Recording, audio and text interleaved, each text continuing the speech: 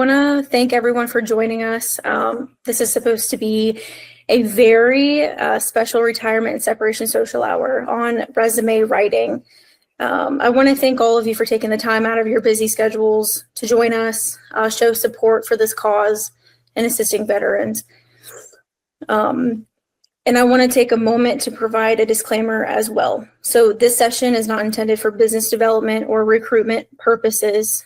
The call is being recorded. So please only share information that you're comfortable with having publicly available. The content shared reflects personal experiences, resources, and professional advice. So please continue to exercise your own diligence.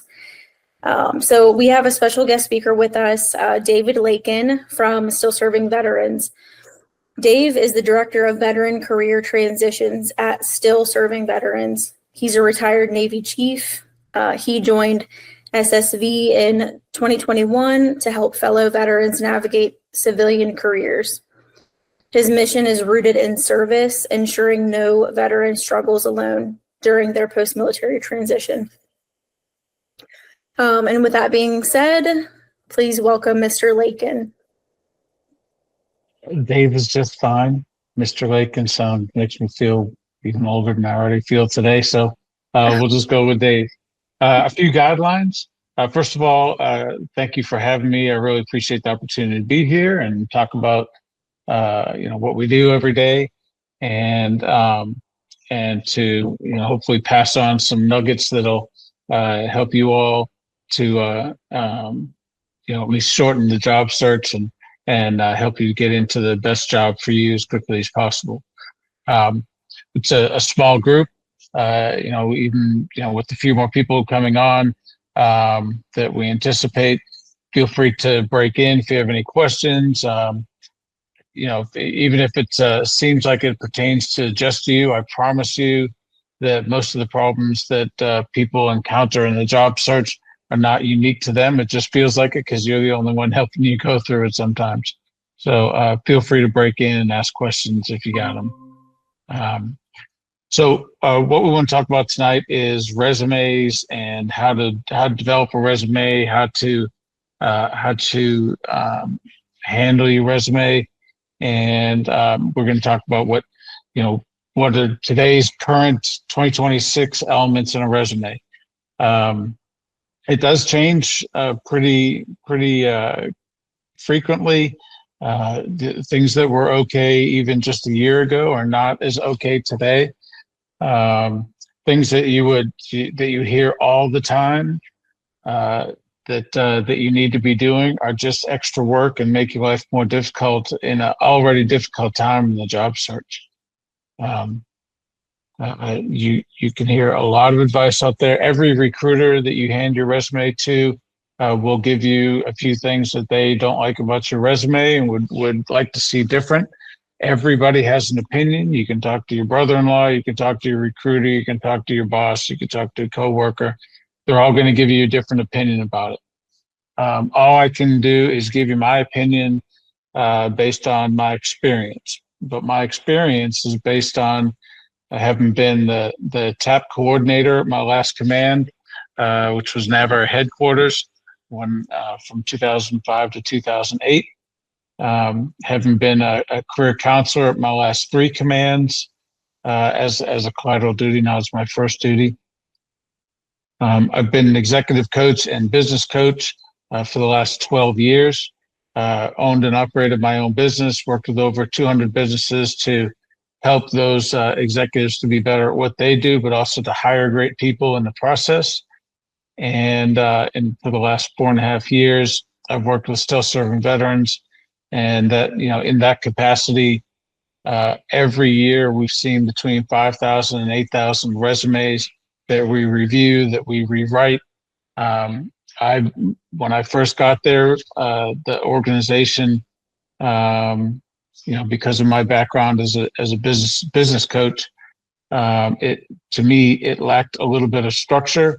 So I set about right away to writing procedures for how to write resumes, how to review resumes, how to improve resumes, and which meant that I had to do a deep dive on what the current standards were for resumes. And then I had to teach the entire organization all those things. And then, I'd go on the order of 30 or so job fairs a year. So I literally see thousands of resumes a year. And I continue to be deep in the topic of what does a good resume look like. And so my knowledge base is a little bit deeper than even most hiring managers and a lot of HR offices, simply because it's so important to what we do to help make sure that veterans get the best jobs that they can get for the skills and qualifications that they bring to a company. So that's the disclaimer, and I won't go back on that.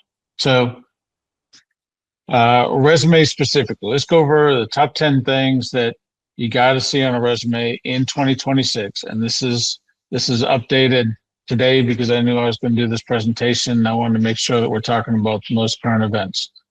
So number one is clear targeting, role specific positioning. And so what does that mean? Role specific. A lot of people will tell you that you have to tailor your resume for every application. And I'm here to tell you, you can get bogged down trying to do that. Everybody knows somebody, or maybe you are somebody who gets wrapped around the axle in trying to make it absolutely perfect to hand out to somebody. Or you're that type of person that you just won't tap out and call it done until it's perfect. And so you spend a lot of time trying to get the perfect. I'm a PMP, government program manager, held top secret clearance for many years. And so I have a PMP resume. I also have an operations manager resume. I also have a counselor, career counselor, mentor, coach resume. And the reason for that is because they each have distinctly different language sets. And I have a distinctly different set of achievements in each of those roles. And so if I'm applying for a PMP role, I'm still going to show the last 15 years or so of experience, but it's going to be all about the intricacies of program management. And in the program management world, a program has a defined beginning, deliverables, test points, milestones, stakeholders, communication plan, risk management plan, all that, and then an end, and then even an archiving plan. But a program has a beginning and an end, so that makes it completely different from operations. From an operations manager standpoint, that's what we did in the military. You took over the daily goings on of things from one person. You did it for your time, and then you handed it off to the next person and you moved on. That's operations. That's not program management. So it's a little bit different. So when you're talking about achievements in that realm, you're talking about how did you take the processes that were in place and make them better, stronger, faster? How did you better define them? How did you create new efficiencies and all that? That's not program management. That's operations management. So those are the kind of bullets that you'll have on an operational resume. But if I'm applying for a job where they want to know what kind of teacher and mentor I am, then they're going to get my coaching resume because that has a whole new different set of achievements there. So those are three different roles. The job description for a program manager is going to have variations on most of the same things. Most of the same keywords and terms can be found in a standard program management job description and resume. So I can write a role-specific resume and use that when I apply for program management job. So the specificity of a particular position is maybe they want to see a particular system that you have experience with. Maybe you know a particular targeting system or a particular type of weapon system or something like that. And so, you know, those kinds of bullets, keywords, and terms you want to build into the top third of your resume, but you don't need to spend a whole day tailoring that resume. That's just swapping in and out a couple of bullets and moving on. So all that to say, number one, have clear targeting in your resume and target a role for each of the resumes. And that way, it makes it, you know, much easier to apply, and you don't force recruiters to read things that they don't need to read. The resume in general is an advertising document that's sole purpose is to get you an interview. It's got to get their attention, and it's got to get them interested in you enough to say, yep, might be the right person. They mostly fit this job description, or 100% fit it, which would be rare in most cases. And so let's give them a call and see if we can get an interview. Next thing is strong executive summary, 4 to 6 lines. So every resume has a structure, right? You have the contact information at the top, and then a summary, and then maybe a skills section a skills section, and then an experience section, education, certifications, and maybe community service and awards. But the section headings are standard because that's what the applicant tracking systems are looking for. And the content in each of those sections is relatively standard because that's what the recruiter's looking for, and again, the applicant tracking system. So a strong executive summary means that it has a concise value statement at the top. Who are you? What do you do? And how do you deliver value? It includes scope, which is, you know, budget, teams, geography, scale, that kind of stuff. An example one you might see for me is a senior program leader with 15 plus years driving workforce development, operational turnaround, and large-scale federal partnerships. Proven record managing 25 million plus dollar budgets, and leading multi-site teams delivering measurable outcomes.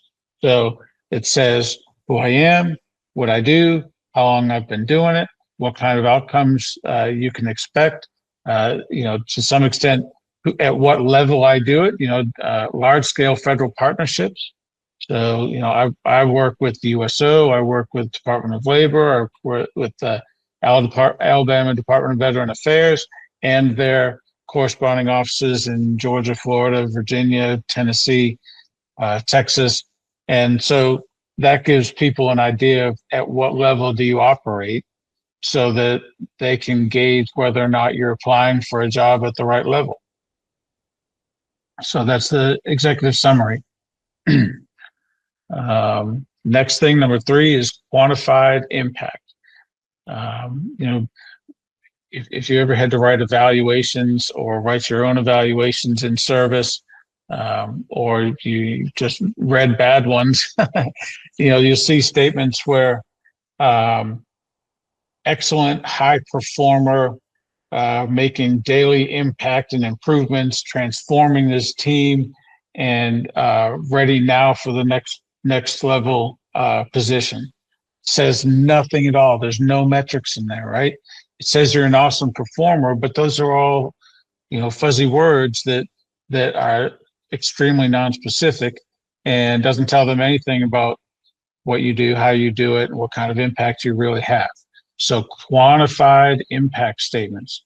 So a bad statement, managed veteran employment programs. A good statement, led veteran employment program, placing 1,800 to 2,000 plus veterans annually with 78% retention at the 12-month mark. So very numbers based. You know, in the logistics world, it might be how many pieces of inventory you're responsible for. What's the total dollar value of the inventory? I'm sorry. You know, how many different customers are served with that inventory? How many shipments are you responsible for sending and receiving on a daily basis? So numbers-based, quantifiable, metrics-based bullets are extremely important in your resume because, again, it gives them an impression of at what level an operator you generally are. Optimizing your resume. Number 4, optimizing your resume for applicant tracking systems is super important, but it's also got to be human readable, right? So if you just put keywords and terms for a page and a half, 2 pages of resume, it's not readable. It's just a wall of words. So you're playing for both systems. So applicant tracking systems these days, modern applicant tracking systems are getting so that they're all AI based, and that AI in most cases is ChatGPT. Yes, there are many other AIs out there. 𝗥𝗲𝗳𝗃 is not suitable for the ATS environment. Perplexity is good for the university level research type stuff, but it's not conversational enough to be ATS based. The other ones that are out there, Claude gives way too much information, accepts way too much information. It's just too big to be really useful in an ATS environment. So generally speaking, they're based on variations of ChatGPT or subsets of ChatGPT. So that means, and we'll talk about that a little bit later, how to use AI in the job search process and with your resumes.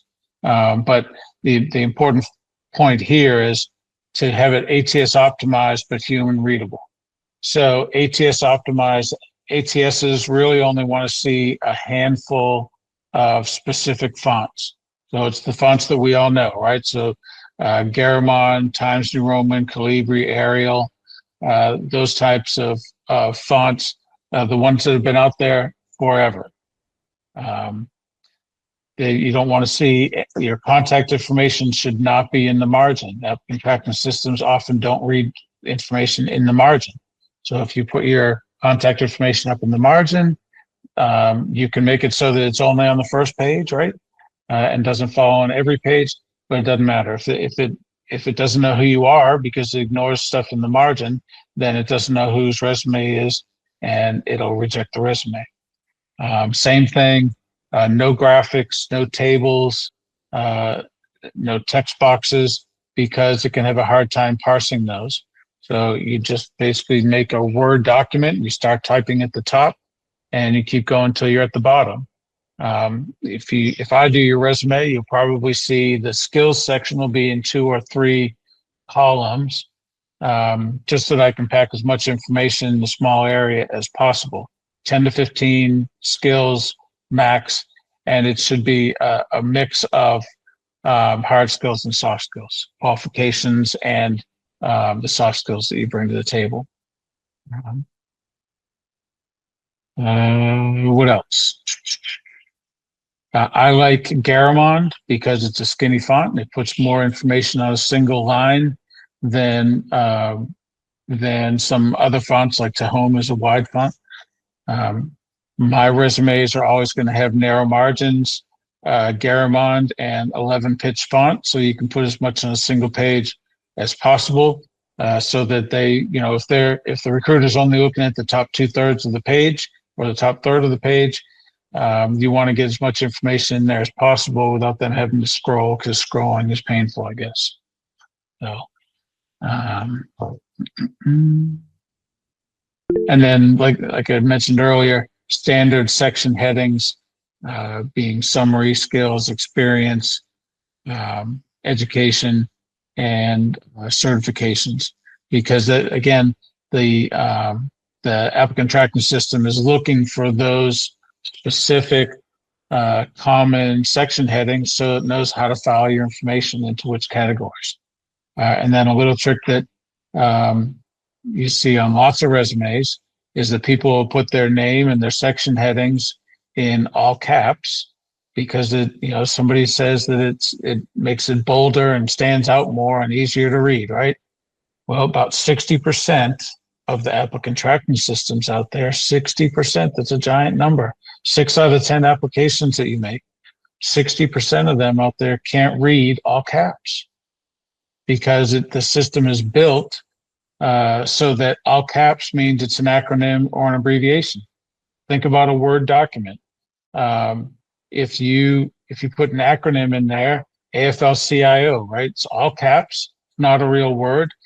Spell checker is not going to say you spelled it wrong. It's not going to say it's not going to highlight it blue for a grammar checker. It's just going to ignore it and move on, right? Because it's in all caps. If you put your name and your section headings in all caps, it's going to do the same thing. So now we're back to, it may not know whose resume it is, and it can't see the section heading, so it doesn't know how to file anything. And if it doesn't know whose it is, doesn't know how to file it, it's going to move on to the next candidate 6 out of 10 times. If you want to check my facts on that, that's based on a study done by Robert Fuller at the Harvard School of Business, and the study was entitled Hidden Workers. And that was one of the determinations that they came out of that with, that among several other things involving the filters around applicant tracking systems, that was one flaw in the system, is that they don't do tables, they don't do text boxes, they don't do all caps, they don't read the margins, and they don't do graphics very well, which includes emojis. So keep that in mind when you're building your resume. So that is the first 4. I'll give you number 5 and we'll stop the questions. Modern resume length. Again, going back to the typical recruiters will say it's got to be on one page. And if that means you're only given 3 to 5 or 5 to 7 years of information, it's got to fit on one page. Well, if you're in mid to late career, you're not telling much of the story, are you? And if you're only telling 5 to 7 years of experience, then for me going on 60, or Desmond going on 35, you're given the same amount of information as that 28-year-old or 26-year-old that you're competing against. Why would you do that? If you're in mid to late career, why can't you assume that if you're being hired for your 25 years of experience, that they don't want to see 25 years of experience on your resume? It doesn't mean it has to be 20 pages long, but you got to give them enough information to let them know that you've had proper career progression, that you came in, low enough that you can understand what it's like to be those folks down there, and still manage at a level that meets the needs of the upper organization. So a modern resume is 1 to 2 pages for mid-career, straight out of college, or first 5 or 8 years. Maybe you can get it all on one page. 2 to 3 pages, 3 pages for senior leaders and executives. There's no problem with that, because you gotta be able to give all that information that explains to them with metrics and bold information about why you're the best person in the job and how you got to where you are and why all that should matter to them. So 1 to 2 pages for mid-career, 2 to 3 pages for senior leaders and executives. And that length is justified by the impact, not just time and grade. All right, so let's pause here and see if we got any questions. So what you're saying is resumes should generally be pretty basic, pretty, not colorful, not, kind of like black and white or gray. Is that, like mostly what you're saying? Because I don't know. If I came across something that was a little bit colorful or maybe a little bit more fun, I don't know if, like what if it was an excellent resume? Like how much does that deter the employer from looking at that resume? It's a fair question, but my pushback on that is that most companies, larger companies, are going to say, apply for the job and then shoot me an email, let me know you applied for the job, right? That way they can see you in the system. HR can process you. They can put together a panel for an interview. They can get you scheduled. They can, do a quick background check. They can, check your resume against the job description. There's all kinds of reasons why they want to have you on the system. If the applicant tracking system can't read your resume, then you got a no-go right from there. Now, for having a great looking resume, that's great if you're at a job fair or somebody introduces you to somebody else and says, hey, I want to meet you for lunch. I'm going to bring my friend Sarah, and you, me, and Sarah are going to sit and talk about this job. I think you're going to be a perfect fit for it. Make sure you bring, your resume. I'm going to email you a copy of the job description. Make sure your resume matches the job description. Bring it out. In that case, you're handing it to somebody, and a great looking resume can be helpful. So I agree with you there. Same thing at a job fair. If you're handing people your resume, that's great. Do that. But when it comes time to upload it for applicant tracking system, make sure it's use the plain Jane ATS optimized resume. It's a good question. That was fair. Thank you. What do you think, Desmond?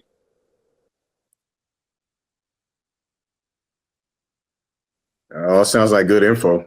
Just kind of taking it all in right now. I'm not really a colorful guy like that, so my resume, Abigail, would probably be pretty plain. But yeah, it all sounded like great info. Yeah. So Oh, sorry. There's some hurdles that we got to hit there, but where people fall off the rails, and we'll talk about at the very end. We'll talk about where do people most common mistakes, but they put in flowers instead of substance, right? It's nice to have flowers in the garden, but if it doesn't turn into fruit, then then it's for nothing. Hey, David. Is somebody going to say something?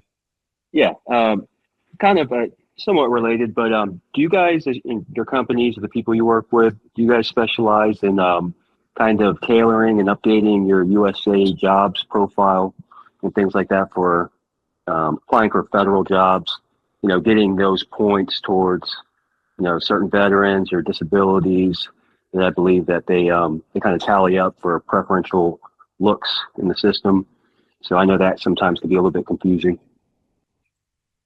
So one of the things that we do that most other organizations don't do is when you send me, when you go to ssv.org and you put in Lance and your phone number and your email address and your LinkedIn link, and you'll upload a resume, we're going to assign a counselor, and then, or it might be me, and we're going to review that resume and hopefully your LinkedIn profile, and then we're going to send you a set of questions so that we can build out a more comprehensive resume, right?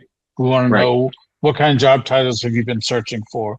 At what level do you want to operate? What pay? What location? What kind of work have you been doing? What kind of work do you want to continue to do?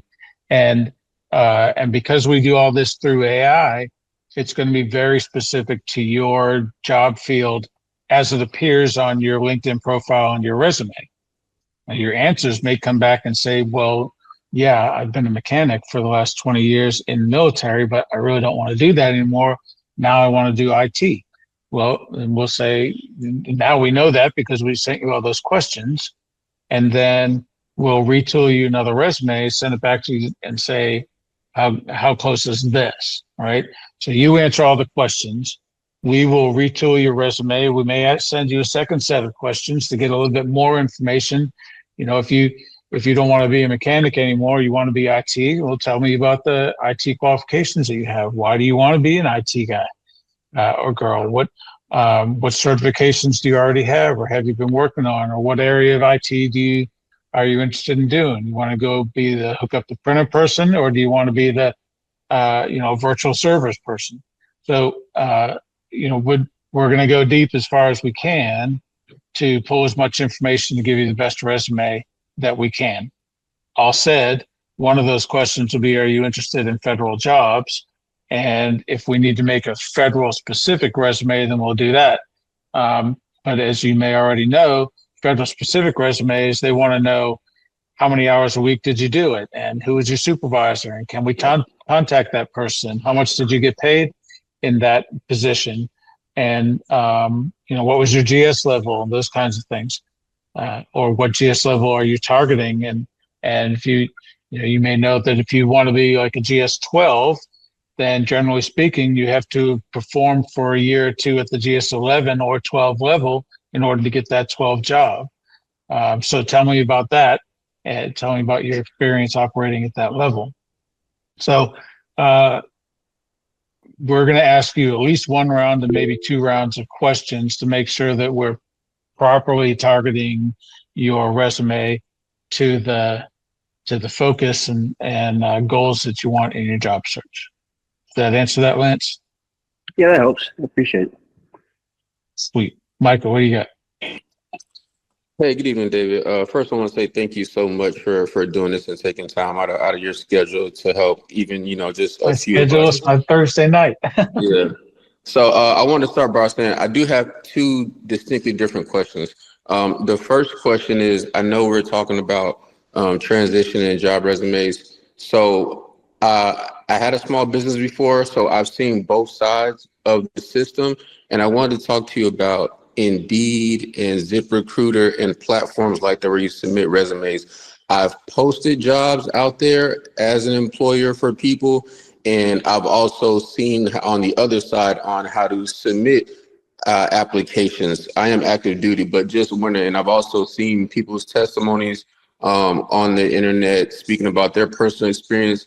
And as of late, as meaning within the past, 12 months, people are talking about how difficult it is to find jobs, but they're saying that they're submitting, 100, 200, 300, 4 applications in, a few months time span. And obviously they're just mass submitting resumes, and they're clearly not targeting and making sure that each resume they submit is for a specific position, because there's just no way to apply to many jobs that quickly. So I wanted to ask, using those platforms, how reliable are they with the amount of scams that go on where companies and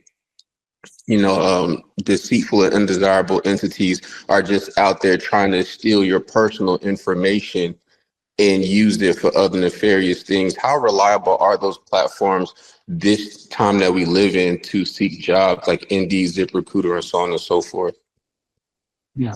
So it sounds like you might already be aware that there are a lot of not real jobs out there on those platforms. I would encourage each of you to set some time with me towards the end of next week, because we're in the middle of moving to a different building, so I don't have any time right now. But Wednesday, Thursday, Friday next week, set some time with me, and I'll show you how to do a job search where you never have to go to Indeed and ZipRecruiter and LinkedIn and look at a job description.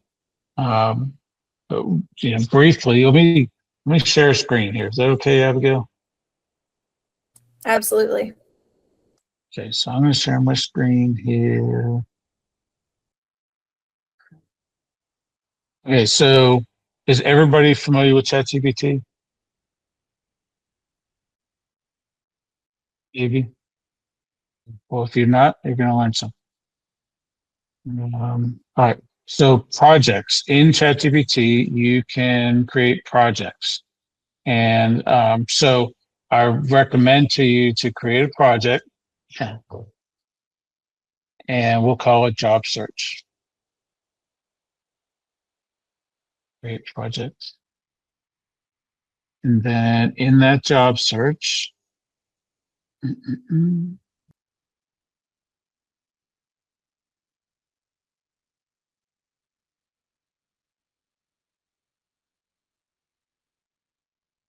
We're going to drop in a resume and say, ideally you have a master resume set up. And so I'm going to drop in a resume here. Okay. And I'm going to tell it,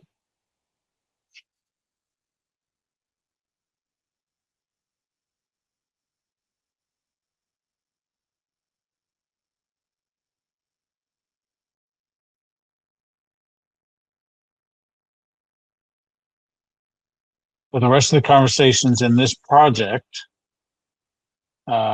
consider this resume with better spelling.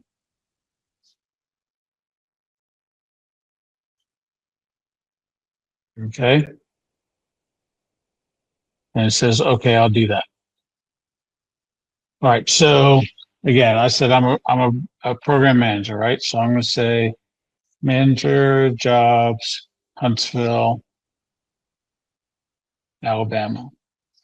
And notice all I did was go to a Google screen, right? And then inside the Google screen, I'm going to go to this jobs tab. You'll see the jobs tab, right? And now I'm in the Google job search environment. And look where these jobs come from. They come directly from the company career pages, Skechers, Wells Fargo. Oh, look, there's LinkedIn, there's ZipRecruiter, there's Indeed. Well, that was convenient. They're all three right in a row. But Google does what Google does, right? It's going to go out and search the internet for jobs because that's what you said you were looking for. So instead of going to Indeed every day and ZipRecruiter every day and Indeed every day and updating your profile and getting buried in emails, you can just come here and look for that stuff. So let's say, see if I can find one real quick.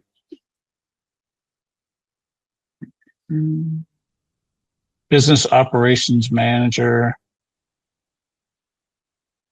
No, it's not a very good resume or job description.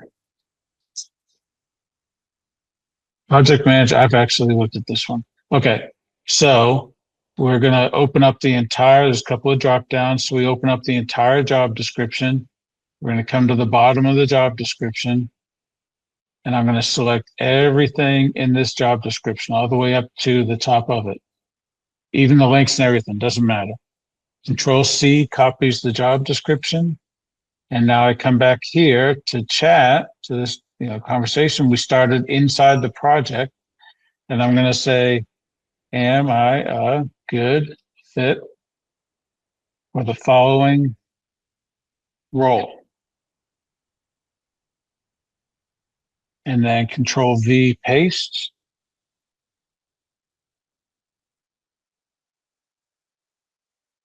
Short answer is yes, you're more than qualified. The real question is whether this role is appropriately leveled for you, which is basically saying that I'm a little bit high power for this job description. But that's the illustration.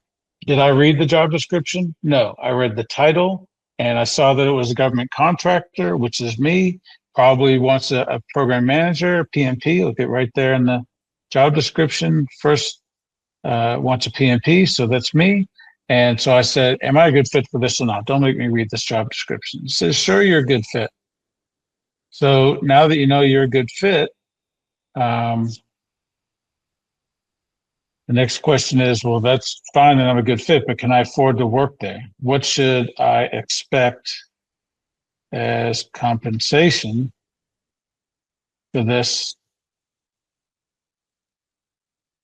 position in Huntsville, Alabama, with my qualifications? So, yes, you're a good fit, but can you afford to work here? Johnson Controls says 90 to 110 for this. Realistic expectation, somewhere between 105 and 115. What I should target, 115. So that's considering my qualifications and the specific job and the job location. So when the recruiter calls and says, hey, I saw your application and your resume and that looks great, we'd love to get you in for an interview, they're going to ask you a few things, right? Do you have an active security clearance? Do you have a degree maybe? How much are you going to need to be paid is the key question. And now you know, because chat did the research for you and said, I'd be targeting 115,000 for that. It's a super important question. And then, so you know that it's the right job for you in your resume, so you don't have to tailor your resume, by the way. You know that you can afford to work there. It's at the right pay level. So then the next task is write me a cover letter.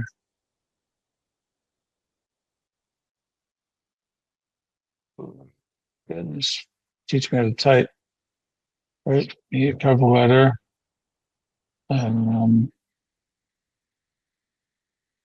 that compels the recruiter to contact me for an interview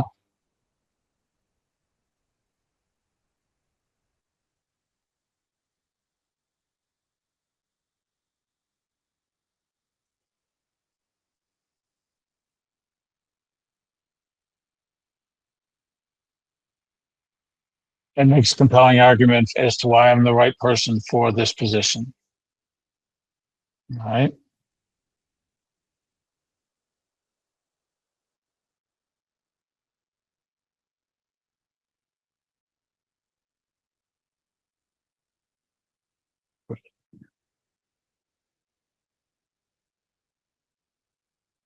Well, dear hiring manager, I'm writing to express my interest in the project manager position supporting Johnson Controls Federal Systems with over 3 decades of leadership experience, blah, blah, blah, Department of Defense, federal contracting as a PMP, hardware and software programs, lifecycle support, 100% of projects on time and on budget.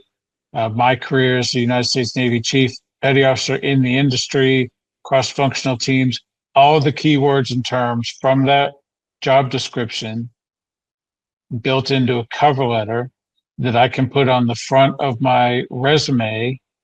And now my resume and application are 100% raw score match for their job description. So when the hiring manager comes in and says, hey, recruiter, give me the top 10 applicants for this position I need to go do interviews for, your application is going to come up with a very high raw score because you're such a close match to the job description.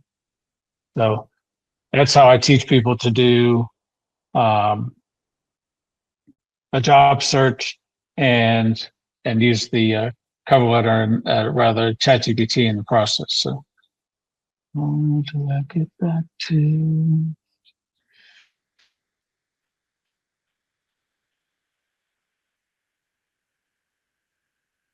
There we go. All right. Any questions on that? I was way deeper than I meant to go, but does that answer your question, Micah, on fake jobs out there and how do we search for jobs? And that's about the most streamlined way you're going to get to see all of them, not just the ones somebody paid to put on Indeed or just paid to put on LinkedIn, ZipRecruiter. What do you think of that? Yeah, that was fantastic. And thank you so much for that. I really appreciate that. I got all that locked in. That was my first question. My second question was on the transition portion for veterans overall.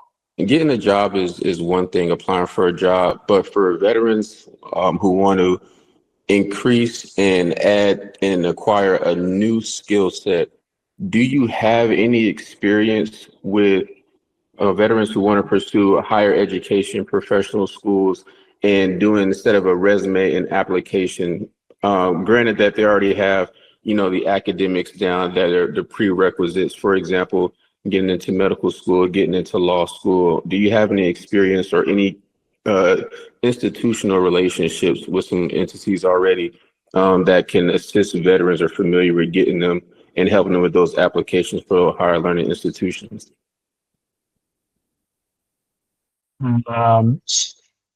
So you want to get into a college to get that education, or you want to be like an adjunct professor at a college teaching? No, getting into a professional school, so like a medical school or a law school, because that, like a job, is an application process, and they have their pick, the cream of the crop. So it's the same competitiveness in nature as applying for a job is what I'm asking. Right. Well, a lot of schools, many schools out there today have offices just for veterans. You go down to University of Alabama, they have a whole building just for veterans. They have a close personal relationship with the local VA organization to help get benefits and all that. I mean, it is in the school's best interest to be very veteran friendly. So right off the bat, you have some preference there. but that doesn't mean you don't have to jump through certain wickets and, just to check all the boxes, right? The short answer is no, that's not something we normally do, but we've been using ChatGPT. It came out in November of 22, and we've been using it January of 23 so heavily. I mean, we are very fluent in how to use AI in a career counseling environment. So to me, I would say, I'm going through the college admissions process. Here's my background. This is the program I'm interested in going into. This is my application and the letter that I need in order to make the argument as to why they should let me into their program. And we will, we'll help you to come up with that. I'm not to toot my own horn, but I'm easily the most fluent person in our organization on AI. And, if that's something you need, reach out to me specifically. If you go to ssv.org and put in your contact information, your resume, there's a narrative section there that says, what are you looking for? And just type in there, I'm looking for help from Dave Lakin. And I screen all of those when they come in through the door. So that'll get my attention. Thank you so much, David. I appreciate it. Sure. Glad to help. All right. Moving on. So achievement first, bullet structure. So as we've mentioned in a few different ways, your bullets need to be very impactful. They can't just be a bunch of fluffy language. This isn't, 𝗤𝗂𝗍𝗶𝗳𝗆 competing evaluations. This is real deal. You going up against professionals who maybe been doing this for 20, 30 years. And you got to explain to the recruiting staff why you're the right person. So lots of metrics, lots of achievements have to be in those bullets. It can't just be fluff talk. From the soft skills, you definitely want to show that you have experience, again, depending on the role, team leadership, cross-functional authority, and managing cross-functional teams, working with your stakeholders, internal and external. Stakeholders are the people who are invested in the success of your program, either because they're paying you to deliver something, because they're a customer of your company, or internally of your internal organization. But stakeholders are generally people who are customers, whether they're internal or external, and who have some authority over maybe your budget or your timeline or your deliverables or the acceptance of your deliverables or the closeout of the contract. But if you're going into a management role, you got to show that you're used to talking to the stakeholders at various levels, internally and externally. And then change management. In the last year, if nothing else, we've seen a lot of change, and you got to be able to manage change. You got to be able to manage, how does tariffs affect my company's ability to procure materials, turn those materials into products, and then ship those outside of our national borders. How do all these tariffs and the impacts of the market, and how's all that going to affect me and my program, and what kind of changes do I need to make in order to remain viable? Those kinds of change management things are important, and to the extent that you can articulate your ability to navigate a dynamic environment on your resume can make a big difference. A lot of people, they write a stock resume, and they kind of send it out everywhere, and you got to at least read the job description, or have the AI read it. Just like we just did, chat said, you're a good fit for these reasons. If you have any weakness, it's going to be in these areas, and it'll tell you exactly what those weaknesses are. So it's important to at least, engage those kinds of resources. Keywords recruiters are looking for in 2026, top 5 keywords for anybody entering management level. Top 5 keywords in the space right now is led, scaled, transformed, influenced, or enabled. So if the buzzwords that you're trying to work into a management level resume. No gaps left unexplained.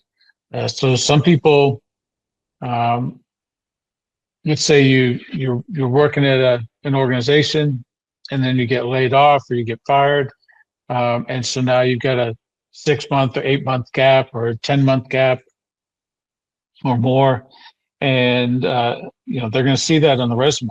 The applicant tracking system is going to highlight that on your resume often.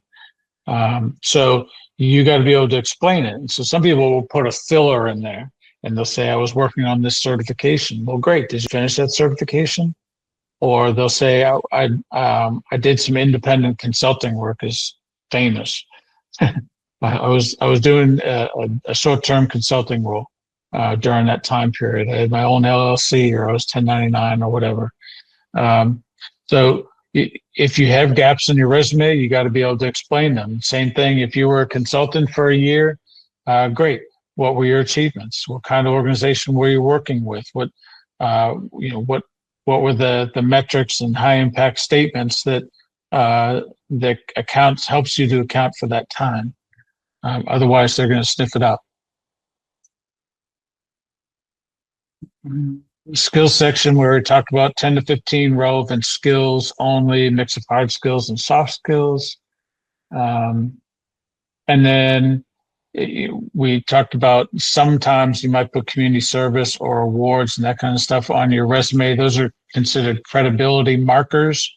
So what certifications have you achieved? What kind of awards and recognitions might you have gotten? And for what action? If you got, let's say your last tour of duty or your second to last tour, you were awarded an Army Achievement Medal, then for what? Was it for a leadership thing, or was it for some productivity increase, or was it for some substantial new capability that you helped your organization to bring on? What were those awards and those actions that you took that you were awarded for by your command? That's significant stuff that contributes to the book of metrics and achievements that you have in your whole overall resume. And then what kind of trusted organizations are you affiliated with through, maybe you sat on boards of directors for something. Maybe you're closely affiliated with the AUSA or the USO or, Department of Labor or something like that. You want to put those things, make sure they're built into your resume, because, it's one thing to be out there doing a good job. It's another good thing to be entrusted by these national organizations to come and do what you do well with or for them. Things that don't work on resumes anymore are objective statements, those fluff statements that I mentioned. Dense paragraphs. We're not going for long paragraph narrative. Nearly everything is bullet form now, but it's got to be enough information in the bullet to make it worthwhile having in there. You can't just put, random keywords and terms without backing them up. Soft skill buzzwords without proof, that's the fluff. And fancy formatting we talked about. So a successful resume in 2026 has to be targeted, metric driven, coherent narrative, not just a bunch of keywords strung together, ATS optimized, and decision oriented. It's got to give enough information to help that recruiter make a decision to call you for an interview.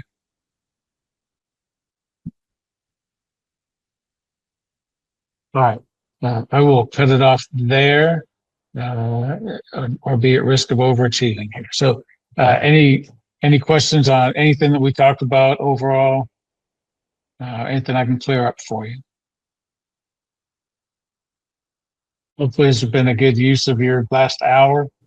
And if you have any questions for me, like I said, ssv.org, hit that, ask for help link. They all go to me. So I'll see it in my email.